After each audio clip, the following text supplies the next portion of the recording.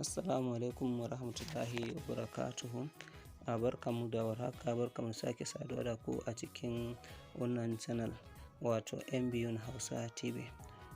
MB YUN Hausa TV tana mana albishir da wata platform mai suna OST Mine, kamar yadda kuke kallon fuskar platform a haka. Wannan wata sabuwar platform ce wanda MB YUN take mana albishir da shi. Wannan platform ɗin da yanzu ga yadda take, kuma insha Allahu an zuma da mu kawo bayanansa gabaki ɗaya, kenan bayanansa na dalla-dalla yadda za a yi a cikin a samu alkhairi da kuma 'yan uwa masu amfanuwa da wannan platform ɗin.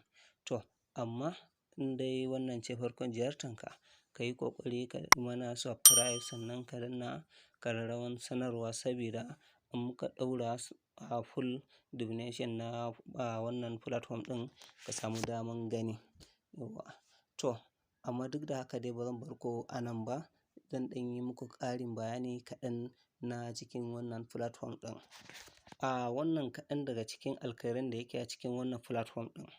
Gaskiya platform ce wanda ta yi kwamfuta wannan a cikin duniya, musamman yanzu duk manya-manyan masu amfani da platform sun san da shi, sai dai kawai da ɗaiɗaiku ne wanda Allah bai nuna musu ko kuma in ce Allah bai ba su daman amfanuwa da shi ba, kawai da su ne dai wanda ba su samu ba. Amma kam gaskiya wannan platform ɗin dai duk dai wanda dai ka sani a matsayin kuma shi mai amfanin cryptocurrencies ko kuma dai online business ne kam, already ya riga ya san da wannan platform ɗin. To mu ma mu yi ƙoƙari mu shiga cikinta, mu samu alkhairin a tafi da mu, kar a bar mu a baya.